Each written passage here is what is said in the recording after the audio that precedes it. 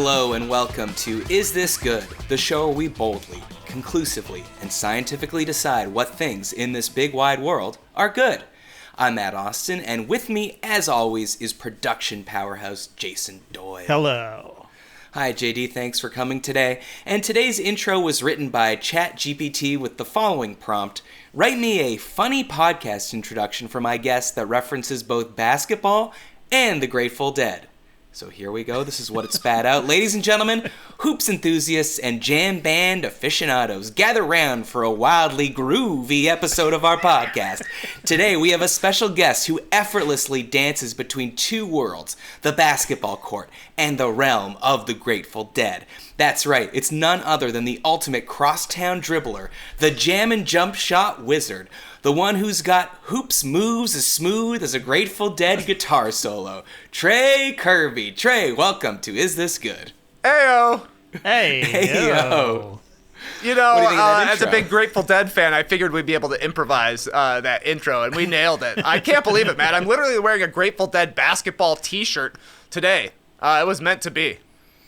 Perfect. Well, I was going to ask you, we're end of July now. Mid-July, July 16th, I believe, Dead & Co. played what they're calling their final show. It's over. I think it was in San Francisco. I guess two questions. How do you feel about it being over? And two, did you go to a show on this final tour? Yes, we did. We went to the Atlanta show here. It was at the end of May. We took Isla and Ada. It was their first real concert. Yeah, it was incredible. It was so much fun. The band was on fire this entire tour. They replaced one of their old drummers with a younger man, and now they play a lot faster. And picking up the tempo was great for Dead and Company, which is why I'm sad that it's over, because by the end of the tour, I thought this was their best musical tour since they've been together, since, 2016 or something like that. John Mayer and Jeff Chimenti, they're locked in together. The chemistry between those two, I can't believe they would want to give it up. But also, John Mayer wasn't going to play with the Dead for the rest of his life. Right. So I don't think it's necessarily going to be the last Dead band that's out there. I watched the final live stream on that Sunday night. They played till 1:45 East Coast time. It was awesome. I would still want to go back and rewatch it.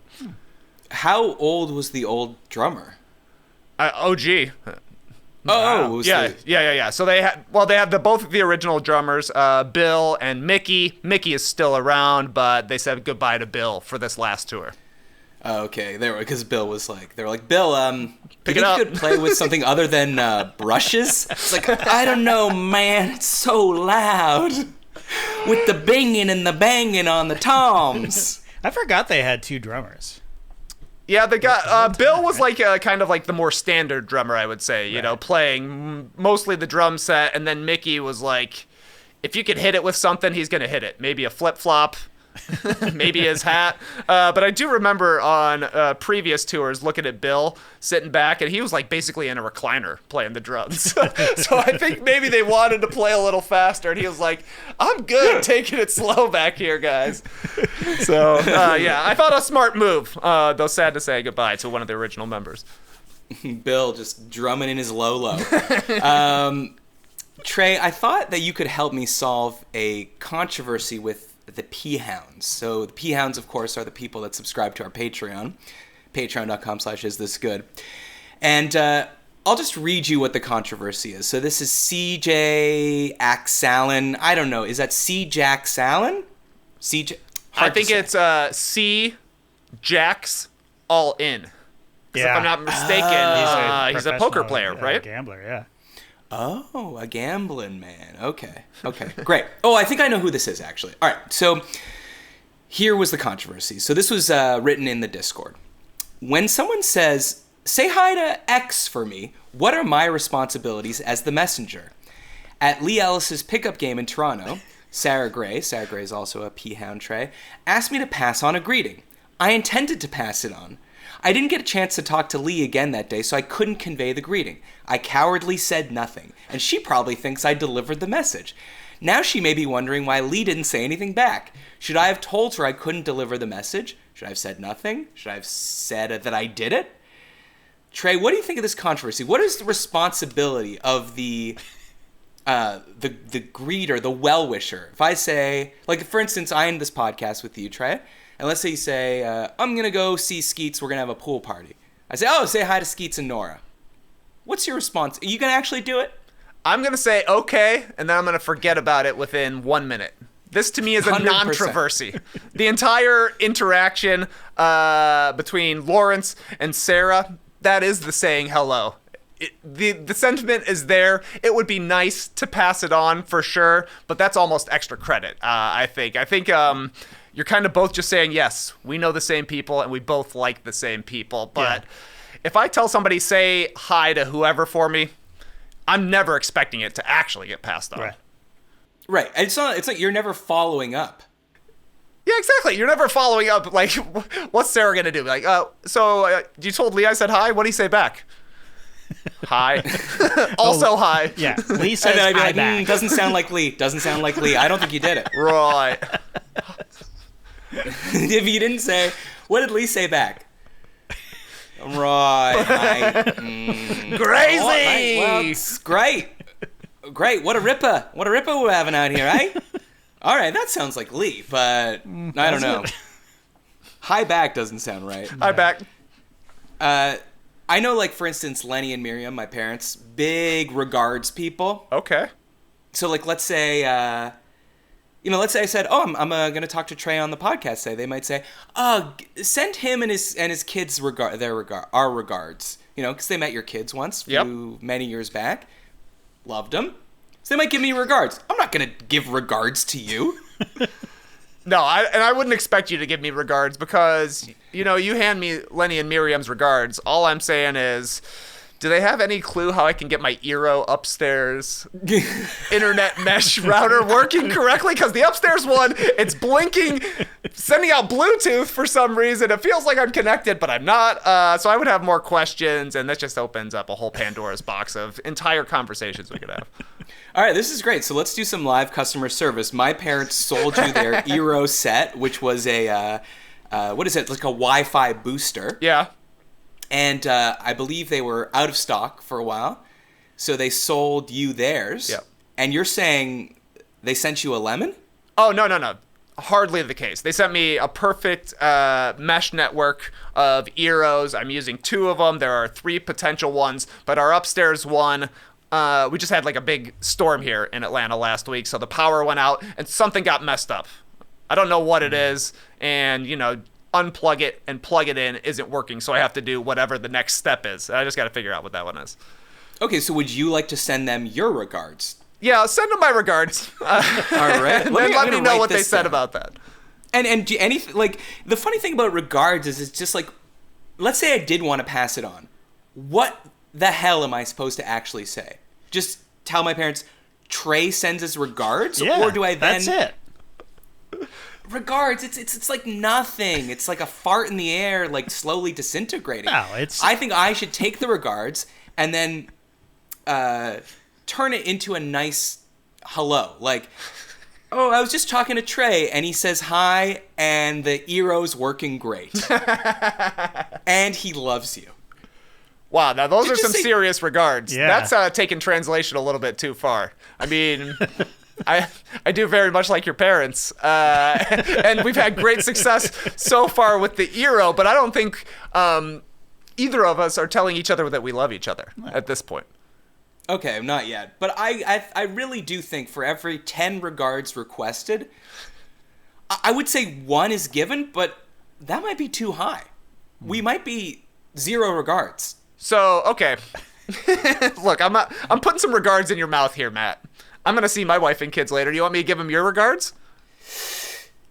Yeah, but you're just going to literally say Matt sends his regards? Your kids are going to be like, what is regards? I'll probably say, who's Matt?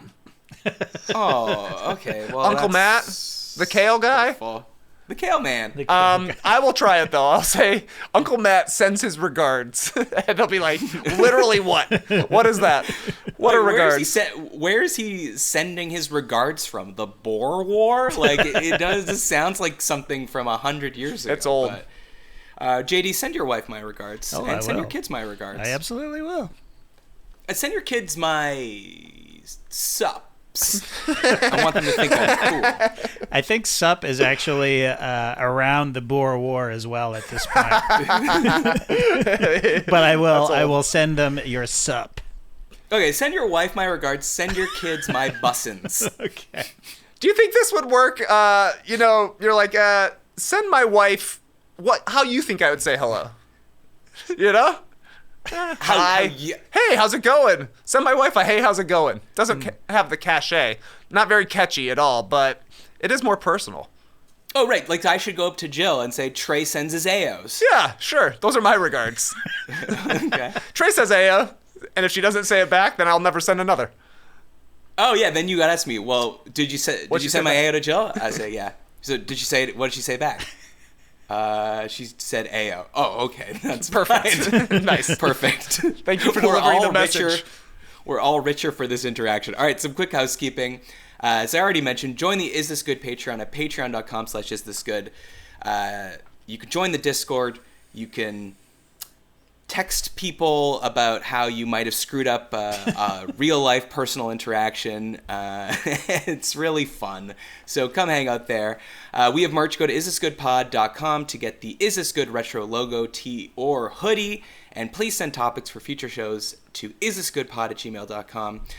Subscribe on YouTube. Leave a review on Apple Podcasts. Those are always fun to read. Trey, as you know from being on the show many times, the premise is very simple. I'm going to give you a topic. You're going to tell me if it's good. Here we go. First topic, Philippe T. Ooh, Philippe, not Philip. Philippe, perhaps from Bordeaux. Who's to say? He asks, being shirtless, is this good? So he wrote in an email, as a guy who's never been super thin, shirts versus skins in school and going to a pool party were always anxiety-inducing. Now, as an adult and considerably thinner, I still live with that anxiety. Even when I'm home alone, I wear shirts. I'm a never nude. P.S. It's really weird seeing childhood pics from the 80s and 90s and 10 to 12-year-old kids playing Nintendo in a dirty basement at a sleepover, and every kid is shirtless. What is that about? I mean, Philippe, that's a great observation. Every pic of kids from the 80s and 90s playing Nintendo in a basement, they are shirtless, and I don't know why, because the basement's the coolest part of the house, really, when you think about it. So, those kids, if you look closely, probably all have erect nipples. I don't want to call your attention to the young boy's nipples, but I'm just saying, biologically, that's probably what's happening. So, Trey, I ask you, being shirtless, is it good? Well, Philippe, I've been there.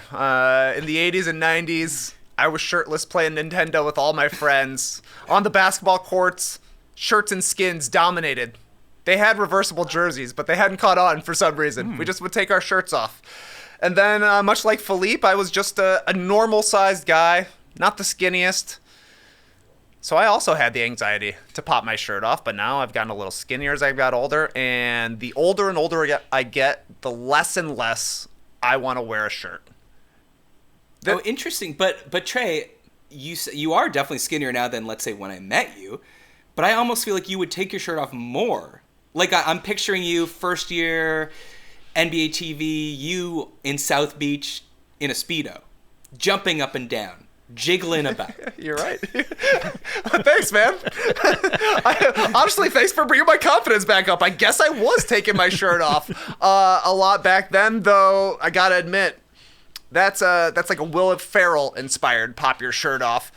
Okay. As in, the upper body's going to be a little bit doughy, and sometimes that can be a funny person to see with their shirt off, much like Will Ferrell streaking through the quad in Old School. If he's ripped like Brad Pitt, it doesn't hit quite the same. So, to Philippe, I would say, yeah, being shirtless is good. There's definitely anxiety around showing the brownies, but if you can convince yourself that it's going to be funny, that will help you get over it. And especially if you're trying to make things a little bit sexier, there's no better way than showing some chest hair. Chest hair used to be like a sex symbol, like Alec Baldwin. Straight up pelt on his chest in the 70s and 80s. Burt Reynolds? Burt Reynolds, Totally. of course. And then we went the other way in the 2000s. bald chests, plain chests. Queer Eye for the Straight Guy took over.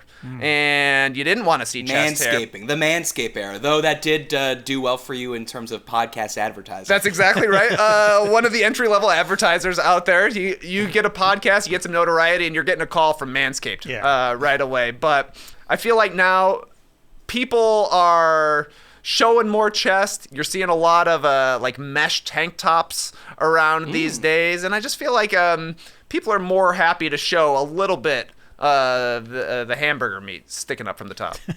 Yeah, well, Trey is my most fashion-forward friend. He's reading all the blogs. Are there still fashion blogs? Who's to say? Tumblr, it's not for me to know. But if Trey says chest hair is in, I do believe him. But Trey, I do have 2 follow-up questions. Number 1, you live in a hot place. It is the summer, so I understand you don't want to be in a shirt. But are you worried about the burns as a fair-skinned man? Yeah, I mean, I'm worried about the burns, definitely. And if I'm going to a pool or something, like, I'm going to be sunscreened up anyways. Sometimes I'm good about reapplying, sometimes not. But I don't know. At this point, I would just rather have that shirt off, letting my body breathe, and, also not ruining a shirt that I would have on because it's going to be caked in sweat. I was wearing an Is This Good shirt earlier today to record a podcast. I had to pop my shirt off afterwards because I had a U on the front going underneath really? my chest. I had straight up stripes going down the side from the armpits, and the back was just an entire pool. Okay, now that's not the fault of the Is This Good shirt. I mean, it's a premium cotton. Yeah, 100%. Certainly breathable, very breathable, absorbent. It had nothing to do with the shirt. The shirt was doing its job, as was my body, trying to keep me cool via sweat, unfortunately. JD, I feel like you've had the opposite journey. Like, I feel like in pictures I've seen of you from the 80s and 90s, you always had your shirt off. Yeah. I can't think of the last time I saw your nipples. I mean, you want to see them? I got them right here, man. I mean, if you want to show them. Oh, wait now. That's a reason you've to seen subscribe JD to shirt YouTube. off Bamboo Boys, for sure. Yeah. For sure. That's in a pool. Yeah, true. Yeah. I mean, it's... Though that being said, I did do the adolescent... I jumped in the pool with my t-shirt on. Oops. I forgot. To take it off. Why did you take it off now then? Oh, I forgot to put on sunblock. So I got to leave it on. There's no way that excuse has ever worked. I forgot to take my shirt off. I was so excited to jump in. I just had to get in. Had to get in there. So JD, tell us about your journey. My journey is that, I used to never wear a shirt. And as you get older, it's sort of weirder to see just a guy walking around in his 40s and 50s not wearing a shirt if he's not on his property. You know what I'm saying? Like, it's just kind of weird. So, I wear a shirt when it's appropriate, and when it's not, I do not. So you're saying on your property you have the right to bear arms and shoulders and back, chest, gut and back hair. Yeah, everything is out. I'm actually glad to hear that caveat because I had one question. We recently got a basketball hoop for the front yard for the driveway, so I'll be out there shooting. And we're new to the neighborhood. We've been in our house now for about 2 years. We got this basketball hoop in February, so this summer I've been out just shorts, shooting around, no shirt on. It's on my property, but I'm also like a dad doing a workout with no shirt off in the front yard. I don't know if that's weird for my neighbors. No, I don't think so. I think they respect it. I think once that sweat starts dripping off your forehead, down your chest like a ice cream cone onto your wrist, I think they're going to learn to respect your manhood. Thank you. I haven't heard complaints yet, so that's good. Yeah, for me, I'm going to say that, like, my big battle is to, first of all, get comfortable wearing a tank top. I think it's, like, been my New Year's resolution to wear a tank top for, like, 3-4 years running. There you go. The problem is that I make that resolution in January, thinking I've got a lot of lead time to get tank top body ready. But then, I stray between the months of January and June. Sure. So I gotta start... We have to start having, like, they like Christmas in July. Yeah. How about resolutions in July? Sure, just like renew them kind of halfway through. It's a good idea. You should also, Matt, talk to former Is This Good guest Daniel Ralston. If I'm not mistaken, he likes to wear like a button-down shirt with several to all of the buttons unbuttoned, which is kind of like an intro step to showing your chest a lot. Yeah, that's true. Okay, maybe next time we record, JD, I'll wear a button down. Okay. And what, 3 buttons undone? Yeah. Okay. I think I could do that. I think it would be weird, but I think I could do it. So I think I'll go unbuttoned, button down, then I'll go tank top, then I'll go shirtless. Well, what is a tank top body? Like, what do you need? Like a Vin Diesel arms. Oh, Vin Diesel arms. Diesel arms. Okay. You could pull off a tank top easily, Yeah. Matt. You're tank top ready. You got it. Yeah, you got better arms than I do. Looks good under the ring light. I also say that I won't be taking my shirt off in public until women have the same rights as I do. Okay? Right. I did try to look this up. Very confusing. Apparently it's just mostly ambiguous in most states whether women can take their shirts off in public. It did say that, like, Colorado, Wyoming, New Mexico, Kansas were definite yeses. Like, went to court. Wow, like, I'm surprised those are about the that, weirdest actually. one. I would never assume it would be those. But anyways, until in all 50 states, especially Alaska, women can go topless, I shall stay in my tank top. That's the promise I make to you. 73% of people say being shirtless is, what do you think, Trey? I think This they're would going to say surprise not me. good. Not good. Yeah. Really? Yeah. Wow. Yeah. Interesting. Too many people. Take your shirts off. Free the nipple. Come on. Throw them around your head. Whip them like a helicopter. What a call. Love it. Rob C. asks, having a bathroom book, is this good? Now, I worry. I worry a little bit that someone that's listening to this, that's, how old would you say? Maybe 20 and younger, might not even know what a bathroom book is. Because we're all on our phones in the bathroom. But, kids, I'm telling you, you used to walk into a bathroom, there'd be a little wicker basket, or on top of the tank, or sometimes there'd even be like a little bookshelf. Maybe there'd be some rolls of extra toilet paper. There would be a mini library. Okay, imagine those mini libraries outside people's homes where they put their old Danielle Steele novels. That, but in a bathroom. And the books were made to be viewed while shitting. I know this sounds crazy. Uncle John's it's bathroom true. reader. Yeah. Uncle John's bathroom reader. There's like 40 editions of those. So, Trey, what do you think? Having a bathroom book, is this good? It's a tough one. It's nice to have entertainment, for sure. Yes. Yeah. Sure. But like you're saying, the bathroom book is dead, which leads me to believe that it's not ever really been that good. Because it would have stuck Well, it's around. just been disrupted. Yeah, but it's never come back. Taxis were good, but now we have Uber, which is maybe worse than taxis. Oh, yeah. Yeah, I don't know. I mean, I do always remember, like, I loved visiting my grandma's because they would have great catalogs in the bathroom to look at. Kind of like Great catalogs, Trey. great Victoria's catalogs. Secret? Is that what we're talking about? Yeah, my grandma's had Victoria's Secret catalogs in the bathroom. I love flipping through them. No, these were like the Hammacher Schlemmers of their day, kind of like flipping through a sure. Spencer's Gift of catalogs, Yeah, like seeing the weirdest stuff. And I did like that, and I do like the idea of an Uncle John's bathroom reader where it's like just small chunks of information that you could take in while you're there for 3 You don't to want to be 5 saying minutes. the word chunk when you're talking I about know, being man. in There's a bathroom. lot of hard words to work around here. But I think that if bathroom books were good, people would still be making them and keeping them. But between phones and between Walter White getting caught because of a bathroom book, I think it's over. That's spelled the end of the bathroom book. It's done. Don't be quoting Walt Whitman in your Uncle John's bathroom reader. For me, like, I really do miss this, and I didn't really think about how much I missed it till Rob C. sent in this question, isthisgoodpod@gmail.com, but, like, you want to throw a Far Side collection in there? Oh, yeah. You want to throw a book of Onion headlines, maybe just some straight-up facts, like an almanac, like a Guinness Book of Records, and I actually want to say that the Uncle John's bathroom reader and books that were specifically designed to be read while shitting ruined the bathroom book game.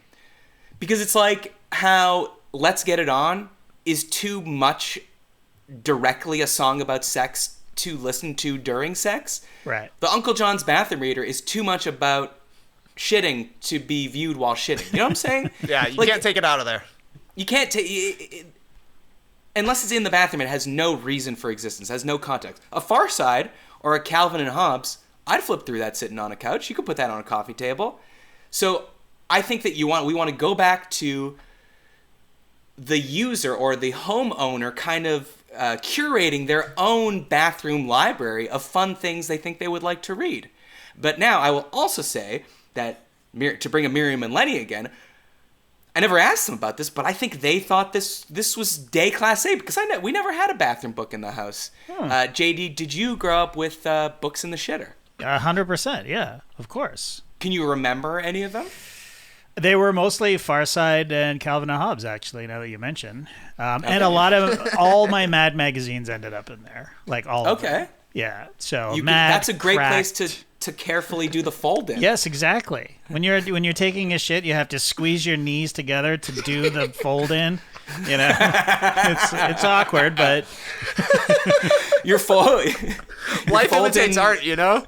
Exactly. Folding the magazine, and then you fold the paper. It's perfect practice. That's right. Yeah, it was mostly that kind of thing. There were a few novels that would make their way in there, and No. I didn't immediately know. Okay, I'm just It's saying. not a place to be reading a novel.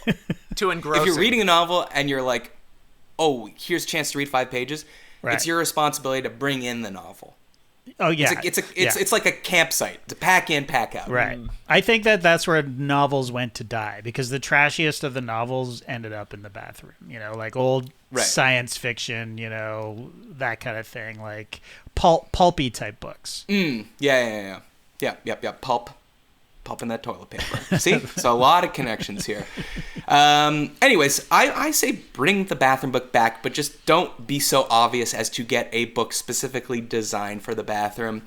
And a slight majority of people agree with me. 56% of people say having a bathroom book is good. So there you go. It's time. I know Publishing I've got industry? like a Calvin and Hobbes collection for sure at our house. I might throw it in. Yeah. One of the bathrooms. Oh, just to see if people dig it? Yeah, I guess. Yeah. Hey, you notice it? You notice the book in there? Any good jokes? Okay, I guarantee you put that book in the bathroom, one of your daughters is going to come and go, Daddy, you're so silly. You left a book in the bathroom. Yeah, Books don't they will belong be in bathrooms. dumbfounded. You'll say, Isla, Wow. sit down on old Daddy's knee because boy, do I have a story to tell you. In the olden times, books did belong in bathrooms. That was one of the places we read the most. So get a new slant. Find a new Change slant. it. The It's time to open your mind. The bathroom is the perfect place for completed coloring books, I would say. You could flip through, you know what I mean? No, I'm beautiful not looking artworks. through a coloring book, JD. Why not? No, you're taking it too far. Hey, I read a coloring book for the captions down at the bottom. All right. One more is this good topic. Is asking your partner's dad's permission before marrying them good? So this is obviously a very traditional thing. Frankly, dating back to a time when women were considered property. And yet the tradition has persisted. Trey, what do you think is asking your partner's dad's permission before marrying them good? And feel free to tell us if you asked Laura's dad permission. Okay, so we've been married nearly 15 years, and I definitely asked her dad for permission when we got engaged. If I'm recalling correctly, he said, I don't know about letting a Bears fan into the family. But he was still in on it. Dwainer! He got me, and then, I asked him... Was that literally his response? Yeah, absolutely. Okay. Before or after, wow, so excited. You Before. just straight up went to the Bears. Yeah, well, I mean, it's not like the first time I'd ever talked to Dwayne. Of course, he's going to come with a joke. Yeah. That's the key, is the relationship that your partner has with their father and probably the relationship you have with the father. But I asked Dwayne at their house. Laura was still living at home at the time. So I asked him downstairs in the kitchen. I think she was upstairs in the room. And I was going to just walk up there, and we were getting ready to leave for whatever we were going to be doing that day. But he thought that I asked for permission to get engaged like minutes later. Like I was going to walk upstairs, ask her to marry me, and then we would come back down and be like, hey, look, we're engaged. So when we came back down from upstairs to go get engaged, she's like, hey! But none the wiser. Laura was none the wiser. And were you doing a Jonah Hill cut it? I was like, the Packers suck, man! The Packers suck! But no, we played it off cool, and then we did get engaged successfully later on that day, and then celebrated a little bit later. My guess is these days in 2023, still good, but unnecessary. As we've gotten older and, hopefully turned a little bit of a corner with regards to women as property. By the time that your daughters are marrying age, if that ever happens, would you want to be asked? Great question. I think I would appreciate being asked, and most likely Laura and I would talk trash about the prospective fiance if they didn't, but I wouldn't hold it against them long term, Right. Not sure if you want to let a Ravens fan into the family. Or, Yeah, I don't know. I don't know if I could have a Pistons fan join in the family. JD, what about you? Was there any asking for Rachel's hand? No. God, no. No. And that's asking. because you knew that she would not want you to ask. I don't think that I think that her father would have preferred that I ask because he's sort of old school that way. But also, if she wouldn't have wanted me to do it, and it would I mean, Trey, was it more nerve-wracking to ask Dwayne or Laura for her hand in marriage? Great question. I mean, I don't remember being nervous with either because I had a pretty good feeling on the answer. Right. Either way, 2 for 2 on yeses. It's 100%, folks. 100%. Yeah. But I do think that, like you're saying, if Rachel wouldn't have wanted you to, I don't remember specifically like having a conversation with Laura about asking her dad. But my guess is should I ask your dad? if we can get engaged, because it wasn't like a surprise engagement. Like we had talked obviously about getting married prior to that. So my guess is that we chatted about how it would all go down and the pre-procedure kind of talks as well. So whatever your partner says, I think is kind of the way to go. Totally. Yeah. I think if you ask the father for permission, like if we're going old school rules here and you ask him, he should have to give you a tasty dowry. Yeah. Honestly, even if it's just like a little walking around money for you, of course. Yeah. Ain't going to your wife. I think that dowry. if we're gonna go by traditional rules, let's go full tradition. Someone on Twitter, when I posted this poll, wrote as a reply to me, "Why just the father? Why not the mother? Think about it for a few seconds, and you should see the patriarchy coming into focus." I'm like, you might be onto something there, brother. Yeah, no shit. But yes, this is the tradition, is to ask the father, not the mother. Because your wife is your property, and his wife is his property. So why would you ask her? Anyways, yeah. I feel like a new trend is telling the parents in advance so that the parents are there when you propose. You know what I'm saying? It's like, hey, I'm gonna do it a week from now. We're gonna be at this restaurant, so I'm gonna do it. Then when we walk outside, I want you to be there with a Mylar balloon, that says we did it, whatever. Which seems nice, but yeah, I don't know. That's too much, I think. Too much, I think. But it is really weird because this is like many traditions where I'm like, it's a very stupid tradition coming from a very stupid reason, and I don't want to do it. But yet, I still am like, I think it's nice. I don't know. But is it nice? I guess it's not nice because unless your lady specifically requests that you do it. Right. Then I don't know. Anyways, I won't be doing it. But moving on. What was the vote percentage? Yeah. Well, I think you'll be surprised about this one. See, I think that the number of people that think going shirtless is bad is way too high. I think that this is also surprising. 57% of people say asking your partner's dad's permission before marrying them is good. That really surprises me. Yeah. But also, it just goes to show that there are just a lot of traditionalists out there. And there's so many... These traditional tropes of marriage and the ceremony of it, everything has gotten blown up, you know. So why would that go anywhere, I guess? But well, people have just a big Bible Belt following on Is This Good? I guess so.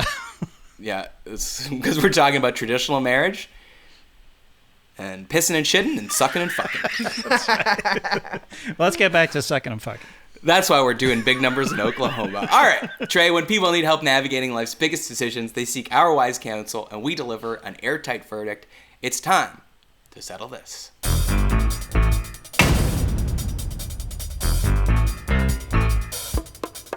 All right, reminder, if you need advice or have found yourself in a quandary or a pickle, email us at isthisgoodpod@gmail.com. Tell us what's going on. We will help you just like we're about to help this person. Hi, Matt and JD. And Trey, he didn't know you were going to be here, but I will say hello to you. I will send you my regards. Over the 4th of July, 2 of my friends and I arranged a cookout. The hosting duty was debated in a group chat of the 3 of us. Eventually, my friend Jeff agreed to host. Jeff generally takes the leader role in the group and often assigns duties when planning an event. Jeff began assigning what each group should bring to the party. He assigned me with bringing burgers and buns, and him with condiments, a side, and a salad. I immediately showed my wife the text, and she agreed this was a bold request. What host doesn't provide the meat? At the cookout, I jokingly brought this up while Jeff wasn't around to make sure my wife and I weren't off base. Steve, that's the other friend, Steve and his wife agreed. This inevitably led to the group roasting Jeff around the grill about the odd choice. The non-Jeff members agreed that while guests are free to offer to bring a complimentary main course, the host should never farm this out. Jeff continues to believe his assignment of dishes is normal. Please settle this. Is the host of a meal obligated to provide a main course when the group is coming together in a non-potluck situation? I mean, so many funny things about this email. Not sure where to start. I mean, definitely for me, what does it is... At the cookout, I jokingly brought this up while Jeff wasn't around to make sure my wife and I weren't off base. Steve and his wife agreed. I just like, how did this go down? Hey, Steve, Jeff's a fucking lazy mooch, huh? I'm just joking. Just joking. But seriously, he is a piece of shit, right? No, I'm kidding. No, I'm kidding. And it's just like, yeah, no, he is a piece of shit. All right, so now we have consensus to fucking roast Jeff at his house. At his house, at Jeff's house. Hey, what's on the barbecue? Roast Jeff. Burgers and Jeff, buns. you got, much like the burgers that I brought, you burnt. Trey, what do you think about the question, is the host of a meal obligated to provide the main course?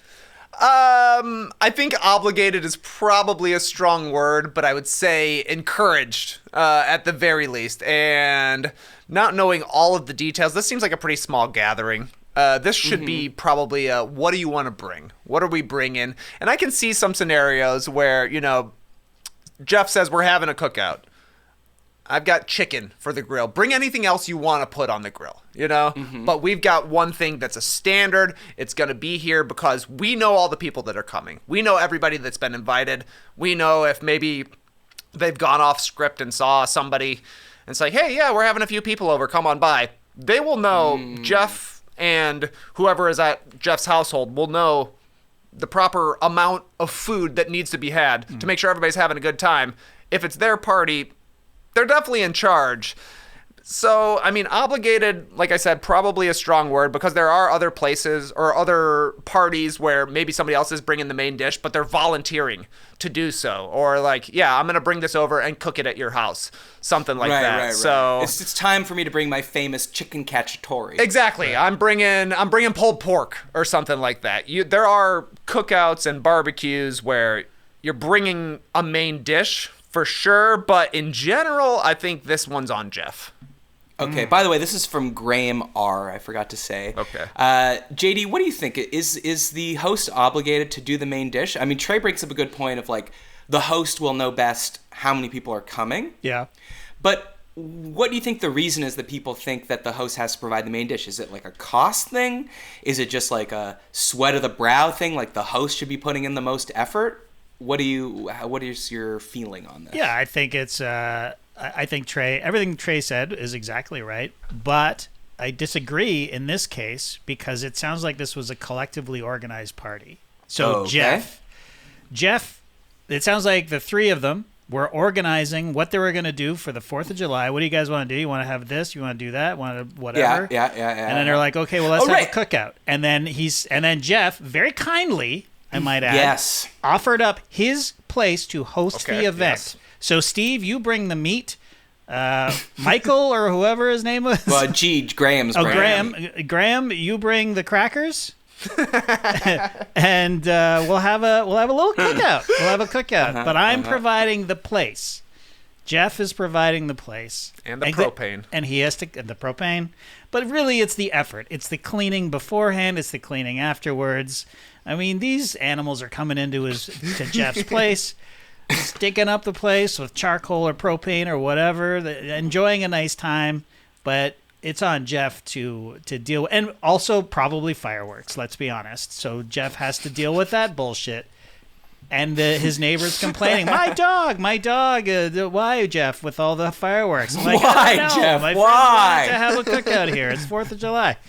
So in this case, and more generally speaking, if I'm saying, hey, Trey, bring the girls over, we're having a barbecue, I'm definitely providing the meat. There is no doubt about that.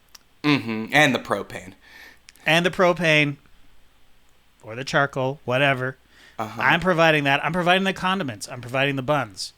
Well, except when you think about it, in this case, Graham and Steve were the pros that brought the pain to Jeff when they insulted him. I didn't know roast Jeff was on the menu for today as well.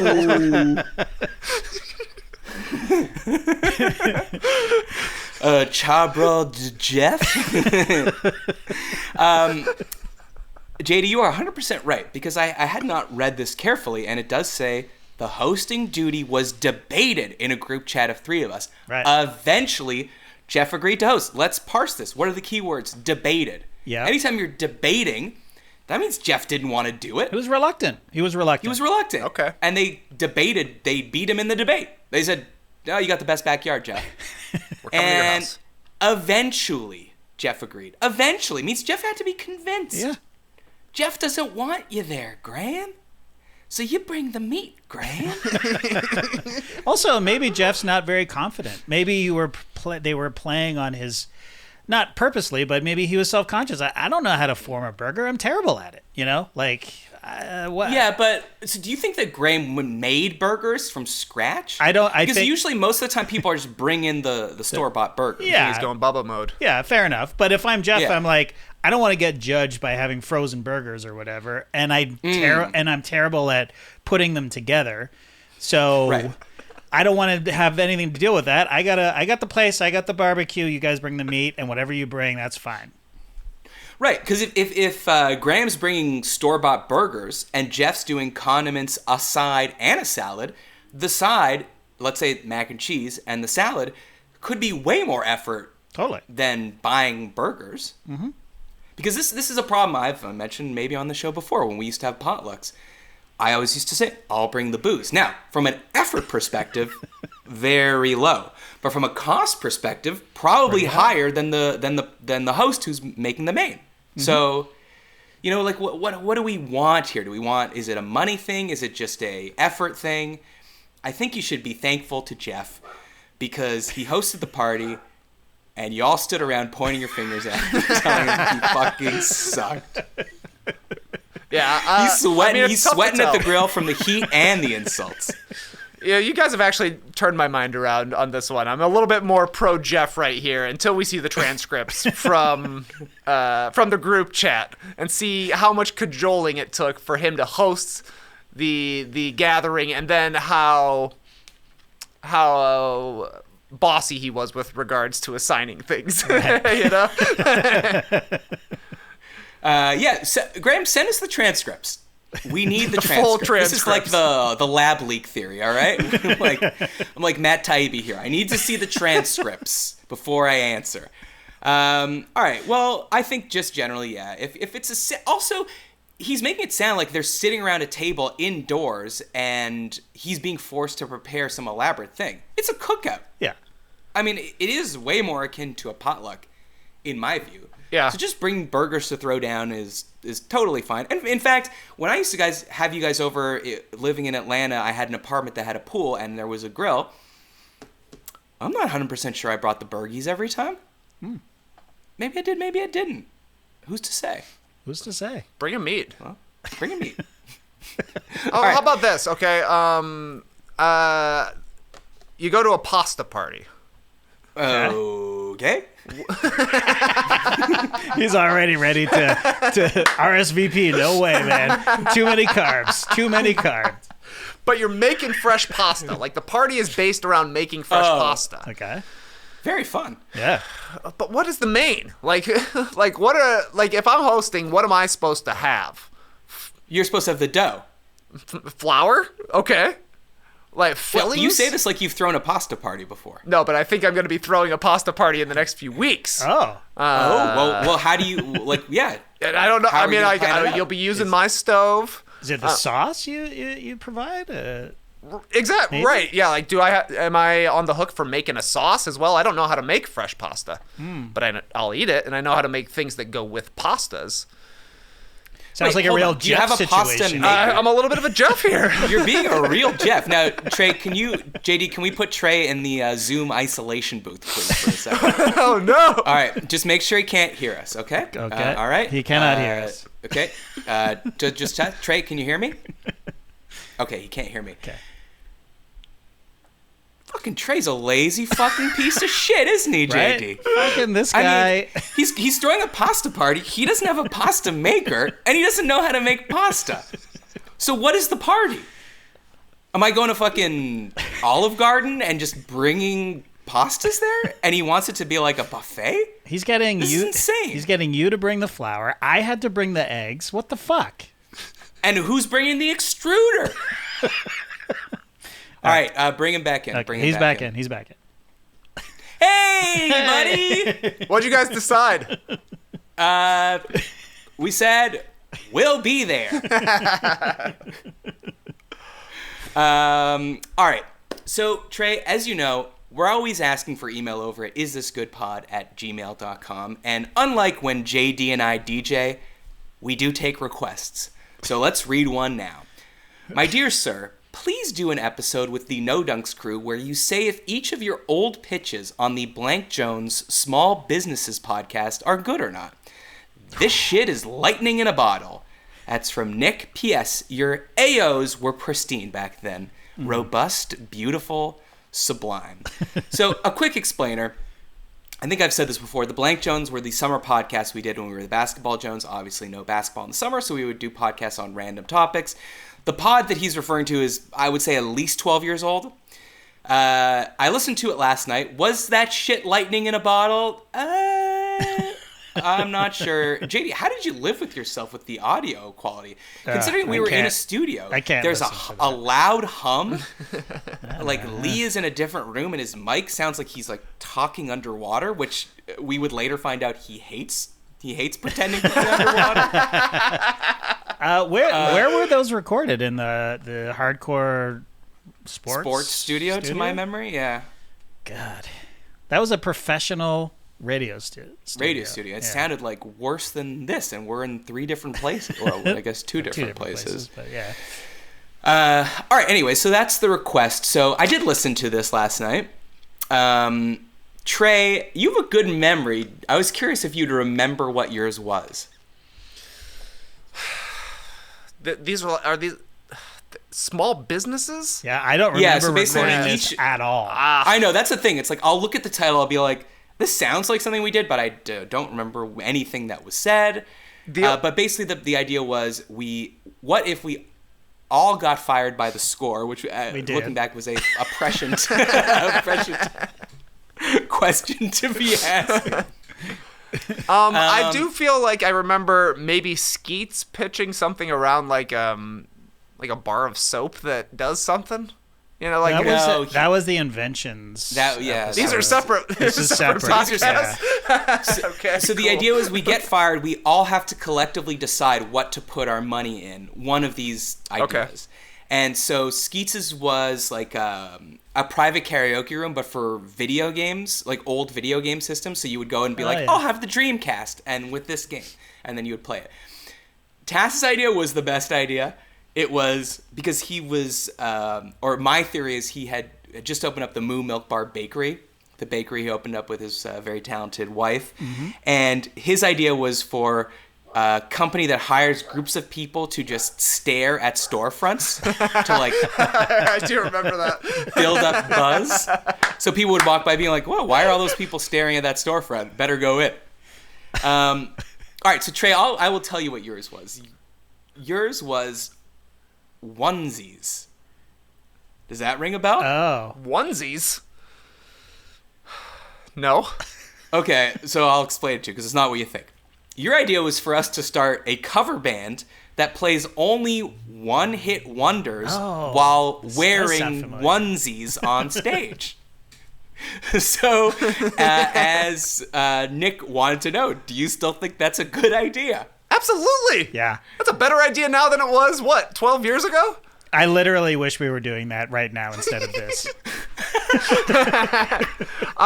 Because I'm thinking it became, there's like a whole slew of Uber Eats commercials now based around like P. Diddy trying to find one-hit wonders, right? There's like a What Does the Fox Say one. There's a I Love You Always Khalees Forever, milkshake. that one. Yeah, Milkshake, that kind of thing. So as the years have gone by, obviously there's only been more and more one-hit wonders in the music world. So our catalog would just be getting deeper and deeper. People enjoy a cover band. Obviously, once we moved to Atlanta, we saw Yacht Rock Review numerous times. This would be basically the same thing, right? That. Very similar to covers. Hell, I saw them in L.A. I mean, they toured the country playing Yacht Rock covers. Yeah. And only the hits. Only the Yacht Rock hits. Only the hits. They've got their costumes set up as well, the Yacht Rock vibe. So it's a similar sort of pitch, really. Totally. No, that's a great idea. It's funny that you say you'd rather be doing that now, JD, because you didn't want to play drums. You were very upset. I don't want to play drums. That's my only caveat. But you do play drums. I hate playing the drums. Okay, but I'm not going to play the drums. I don't know how to play drums. You actually know how to play drums. You can learn. It's not that hard. You got to play guitar, though, Matt, because you're the best at playing guitar. You're the best at guitar. I'll play bass. I played drums in high school. I'll play drums. There you go. Oh, you play drums? Okay, do a Trey on the drums. Okay. And now what about the onesies? That part of it. I guess we would have to get... This wasn't discussed, but Trey, you're 6'5". Where are you getting a onesie? Oh, they exist, yeah. Carhartt. It could be like Carhartt coveralls. For the working babies. Babies always want to wear Carhartt onesies till it's time to do Carhartt shit. Am I right? Hey, I saw Mo Verney once interview a adult male model wearing a onesie made by Roots. Roots Canada. What? Yes. So are you sure you're not for a woman, like a unitard? Is that what you're talking about? No, I'm talking it was a onesie, right, Trey? Do you was remember? it a man? I think you're right. It was a man, yeah. It was a man. A mansie? A onesie mansie, yes. Yeah, it's great. All right, so okay, so we're all in on this idea. I just saw a cover band called Max Sabbath. Have you heard of these guys? They're dressed. They play Black Sabbath songs dressed as McDonald's characters. So the lead singer is dressed as Ronald McDonald. Somebody's Grimace. The drummer is the Hamburglar, but with Peter Criss from Kiss makeup. So what does that have to do with Black Sabbath? It doesn't, but it's just part of the cat burglar, Hamburglar sort of motif. And they're amazing. They're awesome. Max Sabbath. Ooh, just give me an idea. What about a cover band called French Kiss? And it's just all the regular Kiss makeup, but they all wear berets. I love it. This is honestly kind of freaking me out because we just learned that aliens exist, but this is the craziest moment of like weird kismet synchronicity. Do you remember what your idea was, JD? No idea. And keep in mind, we had not discussed these before that show 12 years ago. Right. And I have not discussed them since. We have not discussed them since. You guys didn't even know that I was bringing this up today. Your idea, JD, and it is fucking weird, I'll tell you this now. I still don't understand it. You wanted us to be children's entertainers at a McDonald's where we all play a different McDonald's character. My favorite part was someone was like, oh, so we work for McDonald's? And then you went, no, private company. Okay, I don't know how that works. Private company. And then someone said, what do we do? And you said, I don't know. We go to the kid's birthday party. We hang out. We do a dance number. That's what I said. That was your whole idea. Oh, that was me coming insane? in very unprepared. That was must have been off the top of my head. I probably. Do you want to guess? What? You probably just ate at a McDonald's? Well, or I probably went to a kid's birthday party and McDonald's was heavily featured or something. Okay. Because now I like that it's a private company, not associated with McDonald's at all. You could have a totally different meal there if you wanted. All the parents will be going to McDonald's. Oh, and we'll take that group of adults that dress as McDonald's characters in the party package. Oh, actually, you have to contact them directly. What do you mean? It's a private company. They don't work for us. That's right. Do you want to guess who you assigned to be all the characters? You assigned Hamburglar, Mayor McCheese, Skates Grimace, is Hamburglar for sure. Ronald McDonald, Captain Crook, and Uncle O'Grimacy. Oh, God. Uncle O'Grimacy? So you were right off the top. Skeets was the Hamburglar. You Uncle did assign him that. Yeah. Oh. Okay, so Ronald, I probably made Tass Ronald. No, me because the lame red hair association. Are you sure this was me? This does not sound like me. It was 100% you because you sounded like you didn't want to be there. All right, I probably gave myself Grimace. Did I? No, you gave yourself Uncle O'Grimacy, a person I did not know existed. Uncle O'Grimacy, it looks like, is comes around during the Shamrock Shake time, so it looks like a green Grimace, sort of. Right. Okay. JD doesn't even know. I'm worried about your memory, man. You were the one that brought up Uncle O'Grimacy. And now you don't even, 10, 12 years later, you don't even know who Uncle O'Grimacy is. I do not remember this at all. What else is there? So Trey was Grimace, and Standard Lee was Grimace. Captain Crook. And Tass was Mayor McCheese. Who the hell is Captain Crook? Captain Crook. That's what we asked you. I must have. We were like, who the hell's that? And you were like, the guy with the crook. The Crook. Captain Crook.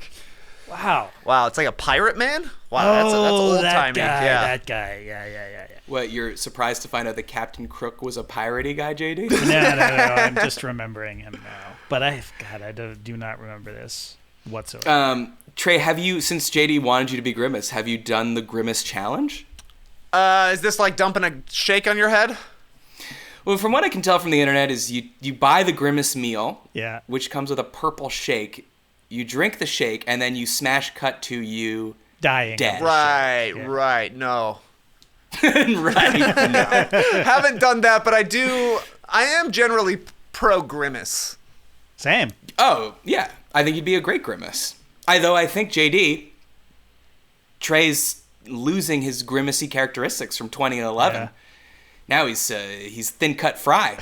So I don't know if he's one of those fry guys. I'm trying to work my way up to Ronald status, Yeah, you should have been Ronald. You got the curly hair too. Come on, JD. You had no imagination 10 years ago. You've gotten better. I've gotten better, yeah, right. Just like I had more Grimacy qualities back then, your hair was more red back then. Yeah, let's see what the salad is doing here. I don't know, man. It actually looks quite red today. It looks red there. Redder than I remember. Well, I'm wearing Maybe a red it's shirt. the shirt that's doing it. It's a little McDonald-y, too. Yeah, you got a little Ronald going on today. Okay, what do you think of this move, Trey, where people leave a little hair poking out the top of the cap? Or the bottom of the cap? I remember that from the 90s, for sure. That was the look. How far back on your head could you wear it and still show your little spiky bangs in the front? Right. It's very cool. That looks good. Now I look like Joey Lawrence or something. Yeah. All right, so Nick, to answer your request, I asked the guys. They both say that their ideas are still good. Still good. What was yours, Matt? Oh, as the host, I didn't have to come up with one. You bastard. I just had to navigate us. What was Lee's? Do you did he have- remember? Oh, Lee's. Interestingly enough, this is where the Kate's scale started, because he wanted to open up a restaurant called Cater, which would be owned by Kate Moss, Kate Beckinsale. I don't even know who the other people are. Yeah, he had a real It's thing fucking for weird. Kate's. Oh, honestly, the funniest part was he's like, all right, this is how you know if I believe you when Lee sent you regards, answered your regards, because he was like, right, restaurant's gonna be French seafood, and we're like, okay, so like French seafood. So do you like that? It's like, that's something you have often? Never had it before. Okay, why is it a French seafood restaurant? Well, I like French food, and I like seafood, so I imagine French people would be good at cooking it. Yep. That's lightning in a bottle, my friends. Lightning in a bottle. All right, Trey, there's only one thing left to do, and that's play subjective trivia.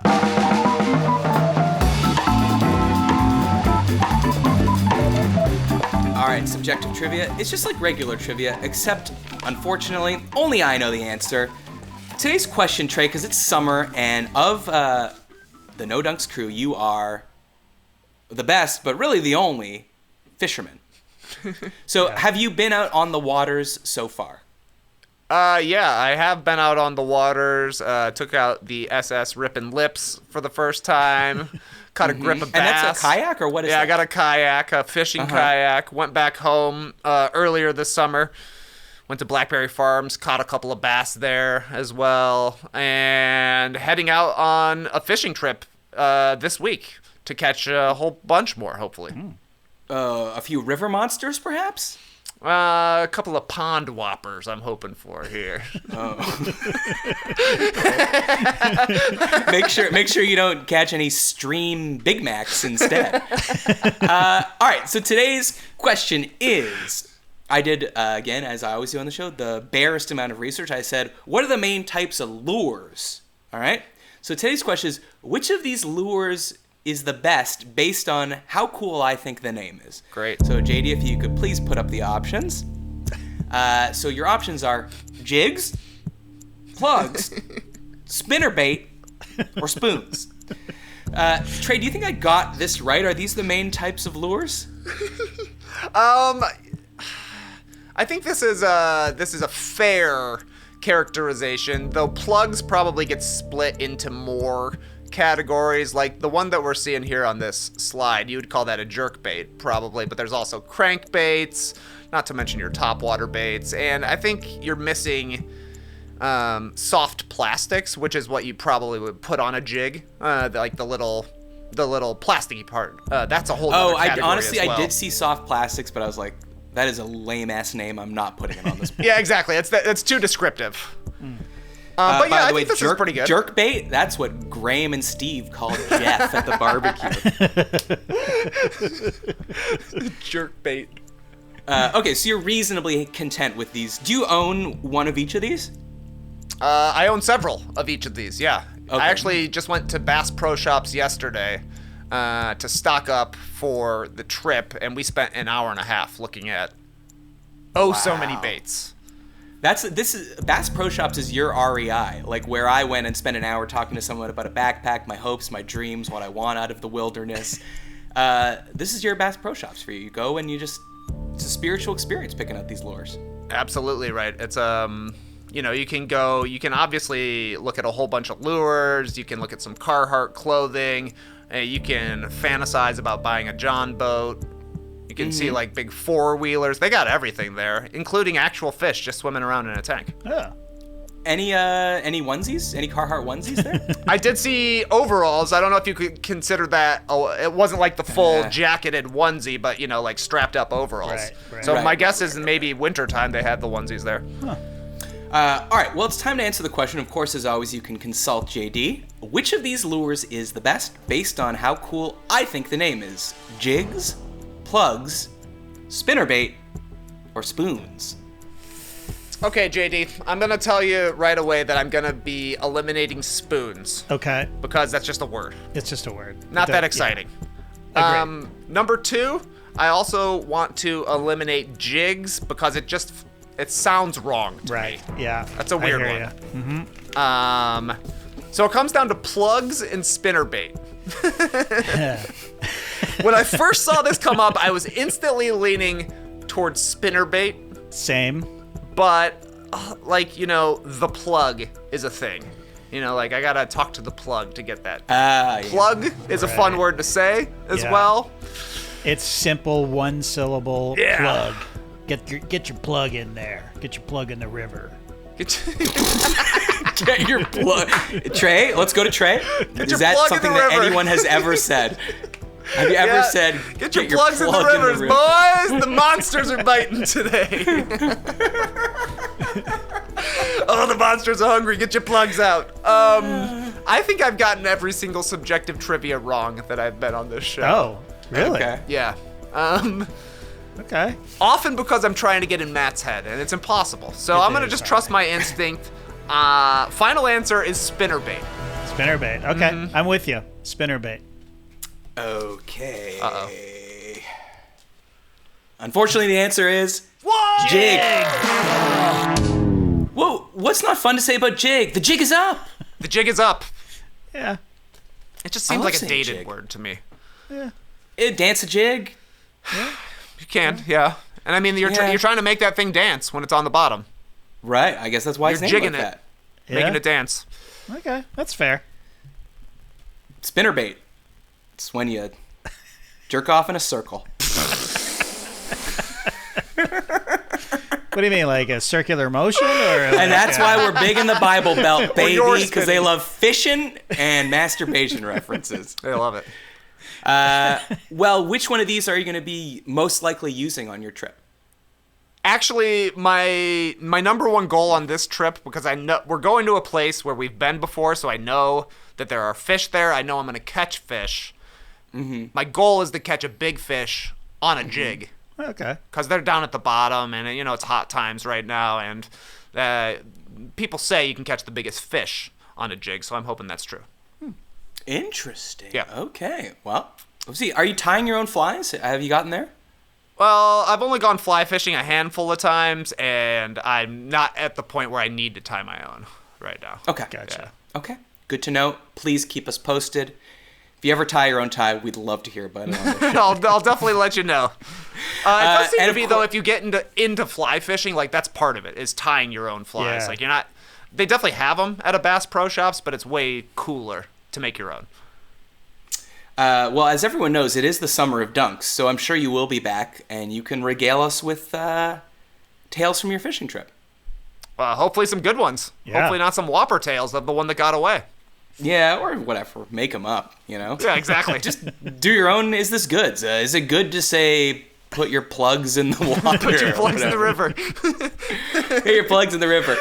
Trey, where can people find you? Is there anything you want to promote? Aside from, you could tell us about any big fishes you've caught. Whatever you want. The floor. Oh, you're asking for my plugs? I'm asking for your plugs. I got a new crankbait coming out soon. It's got a black chartreuse pattern on it. It should be really hot once the weather turns. Yeah, you can find me at Trey Kerby anywhere that is the internet, at No Dunks Inc. for all of our podcasts. And Matt, you're going to be pretty excited about this. Okay. I just signed a book deal, actually. Got a new bathroom reader coming out soon. Okay. And anything you want to put in it? Oh, nothing yet. I just like the format. Okay. Yeah. What if it was a bathroom book? It was just different pictures of shit. You're gonna get some sales. You're gonna get some sales that people will think it's a funny book to give to their friend for sure. I don't know how high the ceiling is though. Yeah, maybe it comes with a checklist, so you get to check off and then it's like a Pokemon. You collect them all. Poopimon. Poopimon. Well, I did just get a book deal right now. Do you actually have a book deal? No, man. You might. You're a great writer. Maybe back in 2011 when we were making those classic podcasts. Yeah, that's true. All right, well, we're open to book deals. Hit us up if you want the Poopimon reader. Gotta catch them all. Gotta flush them all. Oh, man. Flush them all. That's a pretty good idea. Itself, honestly. It does write itself. If you have topics, email us, isthisgoodpod@gmail.com. Remember to rate us on Apple Podcasts, subscribe on YouTube, check us out on Patreon, patreon.com/isthisgood. Thanks for listening. Thanks to JD. Thanks to Trey for coming on. Thanks in advance for leaving a 5-star review for everyone. I'm Matt Austin, and this was good. We'll see you next week.